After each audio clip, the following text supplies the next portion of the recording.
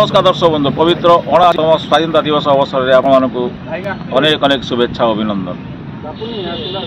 आज कटक महात्मा गांधी पार्क में चली ओडिशा उत्कल बाहिनी 79तम स्वाधीनता दिवस पालन उत्सव।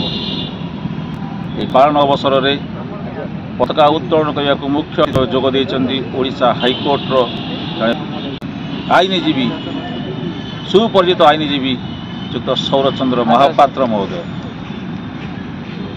गोटे कथा जे 79 वर्ष बीतीगला, वर्षे पर 80 वर्ष हो आम स्वाधीन कि नहीं बुझा मुख्य अतिथि एवं ओडिशा उत्कल बाहिनी कर्मकर्ता मान ओडिशा उत्कल बाहिनी आवाहक श्री पुण्यश्लोक महांती महोदय 79तम पवित्र स्वाधीनता दिवस पालन कर बहुत लोक एकाठी से ही प्रश्न पुणी आउ थे दोहरेबू आम स्वाधीन ना पराधीन। जय जगन्नाथ। ओडिशा उत्कल बाहिनी परिवार तरफ सारा ओडिशावासी की अशेष अशेष धन्यवाद। यहाँ तो भारी मुस्किल प्रश्न किंतु सामाजिक दृष्टिकोण अनुसार आम संपूर्ण 1947 मसीह स्वाधीन हो सारी जमती भाई कहले आमर आम भितर निज अंतर भितर आसवा दरकार। आमर जेतिक बदगुण गर्व अहंकार एगुरा सब त्याग करी आमे जदि समाज रे उपलब्धि हो पारुछु ताले आमे प्रकृत रे स्वाधीन। जदि गर्व अहंकार भितर रखी आमे समाज रे चल प्रचलन करूछु ताले आमे पराधीन। ओडिशा उत्कल बाहिनी ओडिशा ना उत्कल ना प्रभु आराध्य जगन्नाथ कि गोटे कथा आम सब सकाଳେ उठले गुड मॉर्निंग कहूँ जय जगन्नाथ कहू समय ना अतिथि देव हम छाड़देलु देहर फटक लिखिलु ता विषय आप कहीं सचेतनता कार्यक्रम करूना। तेणुक गोटे कथा लिखाई जुग को जुग यही मते परमानंदे जगत जेहेतु अत्याधुनिक चली संसार अत्याधुनिक कौशल की जेहेतु आपणे नहीं तो जेनेरेशन को बंद करवा आम सनातनी प्रचार करने सब उत्कल बाहिनी समस्त पाखे प्रयास जारी रखी। धन्यवाद। नमस्कार। आपंकर परिचय क्या अजना ना आप ओडिशा उच्च न्यायालय जड़े सुनामधन्य आईनजीवी सौरचंद्र महापात्र महोदय 79तम स्वाधीनता दिवस अवसर में आपको अनेक शुभेच्छा अभिनंदन। किंतु गोटे प्रश्न वरिष्ठ आईनजीवी विभिन्न अदालत में विभिन्न प्रकार जुक्ति करी निजर सुनाम बजाय रखि बेले गोटे प्रश्न आपको जे 79 वर्ष बीतीगला वर्ष पर 80 वर्ष हम स्वाधीनता दिवस किंतु आमे स्वाधीन ना पराधीन। आमे स्वाधीन किंतु केते क्षेत्र में आमे वर्तमान पराधीन अच्छु। प्रयास चली स्वयं संपूर्ण स्वाधीनता आसीबो।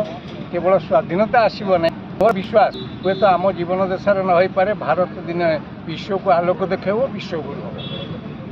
ओडिशा रे गोटे कथा जे सारा भारत रे आपण तो आपण को ये प्रश्न पचार धृष्टता मोर जे सबु धर्म समन्वय राष्ट्र हूँ आमर ये भारत विशेषकर ओडिशा हूँ सनातन धर्मर गोटे महल कहले चले। किंतु गोटे कथा रोचे 30 धारा संविधान 30 धारा उच्छेद कर आपणकर कौन रदक्षेप कौन रर्ता देखु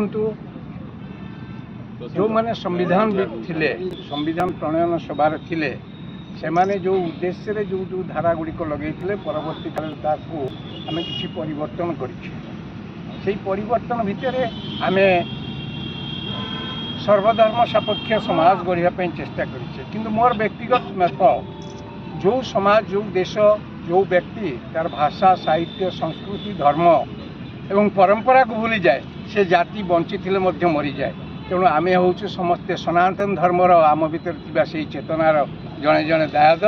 तेणु सनातन धर्म कौन निर्दिष्ट धर्म पर नुह से विश्व वंदित धर्म सेटा हूँ जीवन शैली ताकू समस्ते यदि आपणेबे तार भारत में भाईचारा आहरी प्रभावित हम प्रकाशित हम जो 30 कथा कहते प्रयोजन किसी पड़ो ना। किंतु कुरान बाइबल सबुठी बनाला बेले आमर जो हिंदू स्कूल अच्छी जो ओडिया स्कूल अच्छे तर संविधान 30 धारा अनुଯାयी भगवत गीता पढ़ा जाऊनी। तेणु सहीटा गोटे सनातन धर्म प्रति गोटे विक्षोभ नुहे कि गोटे सनातन विद्रूप यहाँ गोटे विद्रूप। देखु विश्व दरबार जदि आम देखा जिते सांस्कृतिक और धार्मिक अनुष्ठान अच्छी धर्म अच्छी सबु धर्म आप देखिए सबु चाहे प्रसारित एवं आदृत ग्रंथ जदि कहीं थाए सी हूँ श्रीमद् भागवत गीता। गीता को आधार करी विज्ञान ठार सामाजिक राजनैतिक पारिवारिक जीवन समस्ते विकसित होती। ତେଣୁ ଗୀତାକୁ ସମସ୍ତେ ଅଧ୍ୟୟନ କରୁଛନ୍ତି। ସମୟ ଆସିବ ଆପଣ ଦେଖିବେ ଗୀତାକୁ ଘରେ ଘରେ ଧର୍ମ ପ୍ରାନ୍ତ ବିଶ୍ୱ ସମସ୍ତେ ଆଦି ନେବେ ଏବଂ ଗୀତାର ଥିବା ସେଇ ମାର୍ଗକୁ ସମସ୍ତେ ଆପଣେଇ ନେବେ। ଯେତେବେଳେ ଆପଣେଇ ନେବେ ତାହେଲେ ଏ ବିଶ୍ୱ ସମସ୍ତେ ଗୋଟେ କୁଟୁମ୍ବର ପରିଣତ ହୋଇଯିବ, ଯାହା ଆମ ସନାତନମାନଙ୍କର ପରିକଳ୍ପନା ବା ଚିନ୍ତା। ଆଜି ଏଇ 79ତମ ପବିତ୍ର ସ୍ୱାଧୀନତା ଦିବସରେ ଆପଣଙ୍କର ଦୀର୍ଘାୟୁ କାମନା କରୁଛୁ ଆମେ ଆପଣଙ୍କର ଏଇ ମତାମତ। ଧନ୍ୟବାଦ।